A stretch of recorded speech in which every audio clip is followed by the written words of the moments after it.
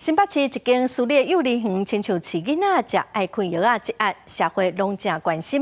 下晡嘛，伫新北市回要专案报告，市长侯友宜下晡2点10分对罗州公所离开，嘛已经赶到议会。侯友宜早起嘛批评林爷讲市政府4月就接到通报，无成立医疗团队，伊讲这拢是外屋无影的代志。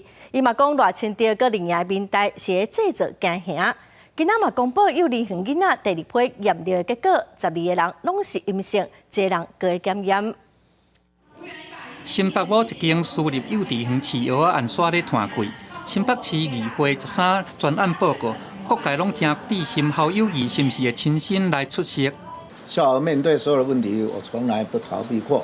这过程除了让我有机会把来龙去脉说清楚以外，干事更重要的，我也会尊重议会。针对赖清德表示讲，新北4月接到通报，侯友宜嘛回击讲，这是外屋造谣。伫个办案的过程中，唔免来制造惊吓。也若新北幼儿园饲药案第2批的12个囡仔因验尿结果拢出来，拢是阴性。目前送验的26人拢是阴性，到12为止。另外，新增加有1个囡仔就医，拢总的就医人数是27个。因的尿检验上紧2天后就会出来。这26位里面呢，有4位是我们这个幼儿园的孩童，跟我们前面是没有重复的。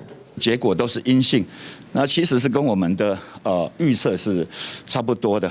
其实有可能是已经过了它的半衰期，或是说它已经在体内代谢。食药署表示讲，目前巴比妥这类的药剂成分制造的许可证有15张，拢是处方药，拢有定期许可管制药品的流向。目前伫药局、医疗院所迄头无发现到流向不明。也若这个案件是毋是有牵涉到一般药品，即马检调当咧调查。记者综合报道。